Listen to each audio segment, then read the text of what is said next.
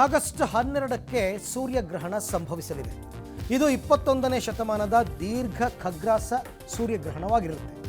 6 ನಿಮಿಷಗಳಿಗಿಂತ ಹೆಚ್ಚು ಕಾಲ ಕತ್ತಲೆ ಆವರಿಸಲಿದೆ. ಯುರೋಪ್, ಉತ್ತರ ಆಫ್ರಿಕಾ ಮತ್ತು ಪಶ್ಚಿಮ ಏಷ್ಯಾದ ಕೆಲವು ಭಾಗಗಳನ್ನು ವ್ಯಾಪಿಸಲಿದ್ದು ಶತಮಾನದ ಗ್ರಹಣ ಅಂತ ಹೇಳಲಾಗ್ತಾ ಇದೆ.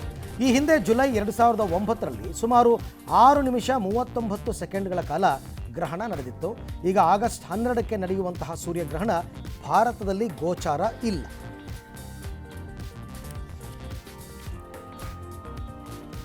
ನೀಟ್ ಪ್ರಶ್ನೆ ಪತ್ರಿಕೆ ಸೋರಿಕೆಯಿಂದ ತೀವ್ರ ಟೀಕೆಗೆ ಗುರಿಯಾಗಿರುವ NTA ಪರೀಕ್ಷಾ ಭದ್ರತೆ ಬಗ್ಗೆ ಹೆಚ್ಚಿನ ಪ್ರಮುಖ ಹೆಜ್ಜೆಯನ್ನು ಇಟ್ಟಿದೆ.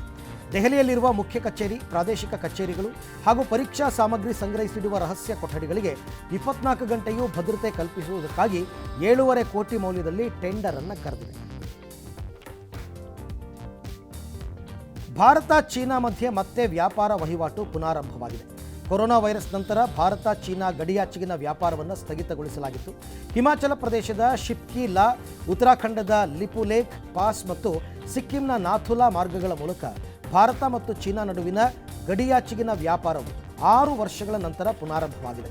ಎರಡೂ ದೇಶಗಳ ಒಪ್ಪಂದದ ಪ್ರಕಾರ ಪ್ರಸ್ತುತ ವ್ಯಾಪಾರ ವಹಿವಾಟು ಮೇನಿಂದ ನವೆಂಬರ್ವರೆಗೆ ಮುಂದುವರಿಯುತ್ತೆ. ಬಿಡದಿ ಟೌನ್ಶಿಪ್ ಯೋಜನೆ ವಿರುದ್ಧ ರೈತರ ಹೋರಾಟ ಹಿನ್ನೆಲೆಯಲ್ಲಿ ರೈತರಿಗೆ ಬೆಂಬಲ ನೀಡುವ ಸಲುವಾಗಿ JDS ಬೃಹತ್ ಪಾದಯಾತ್ರೆಗೆ ಸಜ್ಜಾಗಿದೆ. ಈ ಹಿನ್ನೆಲೆಯಲ್ಲಿ ಪಾದಯಾತ್ರೆಯ ರೂಪುರೇಷೆ ಕುರಿತು JDS ಯುವ ಘಟಕದ ರಾಜ್ಯಾಧ್ಯಕ್ಷ ನಿಖಿಲ್ ಕುಮಾರಸ್ವಾಮಿ ನೇತೃತ್ವದಲ್ಲಿ ರಾಮನಗರದ ಖಾಸಗಿ ಕಲ್ಯಾಣ ಮಂಟಪದಲ್ಲಿ ಪೂರ್ವಭಾವಿ ಸಭೆ ನಡೆಯಿತು. ಇದೀಗ ಆಗಸ್ಟ್ 9, 10 ಮತ್ತು 11ರಂದು 3 ದಿನಗಳ ಕಾಲ ಬೃಹತ್ ಪಾದಯಾತ್ರೆ ನಡೆಯುತ್ತೆ. ಭೈರಮಂಗಲ ಗ್ರಾಮದಿಂದ ಬೆಂಗಳೂರಿನ ಫ್ರೀಡಂ ಪಾರ್ಕ್ವರೆಗೆ ಒಟ್ಟು 38 ಕಿಲೋಮೀಟರ್ ರೈತರೊಂದಿಗೆ ಪಾದಯಾತ್ರೆ ನಡೆಸಿ ಸರ್ಕಾರಕ್ಕೆ ಬಿಸಿ ಮುಟ್ಟಿಸಲಿದ್ದಾರೆ. ಒಡಿಶಾದ ಕಡಲ ತೀರದಲ್ಲಿ ಕಡಲಾಮೆಗಳು ಗೂಡು ಕಟ್ಟುವ ಕಾರ್ಯದಲ್ಲಿ ತೊಡಗಿವೆ.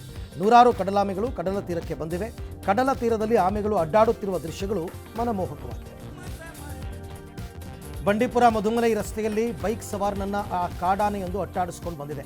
ರಸ್ತೆ ಬದಿಯಲ್ಲಿದ್ದ ಕಾಡಾನೆ ನೋಡಿ ವಾಪಸ್ ಬೈಕ್ ಚಲಾಯಿಸಲು ಆತ ಪ್ರಯತ್ನಿಸುತ್ತಿರಬೇಕಾಗಲೇ ಏಕದಂ ದಾಳಿ ಮಾಡಿದೆ. ಬೈಕ್ ಸವಾರ ಬೈಕ್ನಿಂದ ಜಿಗಿದು ಎಸ್ಕೇಪ್ ಆಗಿದ್ದಾನೆ. ಈ ವಿಡಿಯೋವನ್ನು ತಾನೇ ಸೆರೆ ಹಿಡಿದಿದ್ದಾನೆ. ಭಯ ಆಯ್ತಾಯ್ತು ಗುರು, ಹೋಗಿಬಿಟ್ನಲ್ಲ ಗುರು ಶಿಷ್ಯ, ಹೋಗದ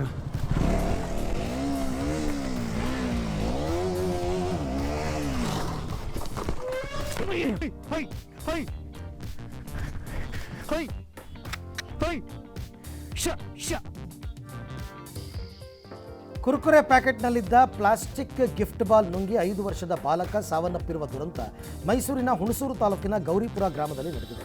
ಗ್ರಾಮ ಪಂಚಾಯತ್ ಮಾಜಿ ಉಪಾಧ್ಯಕ್ಷೆ ಗೌರಮ್ಮ ಶಂಕರ್ ನಾಯಕ ಅವರ ಮೊಮ್ಮಗ ಮುಕುಂದ್ ಮಯೂರ್ ಮೃತಪಟ್ಟ ಮಗು ಬಾಲ್ ಗಂಟ್ಲಲ್ಲಿ ಸಿಕ್ಕಾಕೊಂಡು ಉಸಿರುಗಟ್ಟಿದ ಶಂಕೆ ವ್ಯಕ್ತವಾಗಿದೆ. ರಾಯಚೂರಿನ ಲಿಂಗಸಗೂರಿನ ಹಟ್ಟಿ ಪಟ್ಟಣದಲ್ಲಿ ಹಟ್ಟಿ ಚಿನ್ನದ ಗಣಿ ಭೂಮಿ ವಂಚಿತ ರೈತರು ನ್ಯಾಯಕ್ಕಾಗಿ ಆಗ್ರಹಿಸಿ ಅನಿರ್ದಿಷ್ಟಾವಧಿ ಹೋರಾಟ ನಡೆಸಿದ್ದಾರೆ. ಹಟ್ಟಿ ಮತ್ತು ಕೋಠಾ ಗ್ರಾಮದ ರೈತರು ಕಳೆದ 1 ವಾರದಿಂದ ಉಪವಾಸ ಸತ್ಯಾಗ್ರಹ ಮಾಡ್ತಾ ಇದ್ದಾರೆ. 1305 ಎಕರೆ ಗಣಿ ಗುತ್ತಿಗೆ ಜಮೀನಿನಲ್ಲಿ ಭೂಸ್ವಾಧೀನವಾಗದ 390 ಎಕರೆ ಭೂ ವಿವಾದ ರೈತರಿಗೆ ಬಗೆಹರಿಯಾದ ಸಮಸ್ಯೆಯಾಗಿದೆ.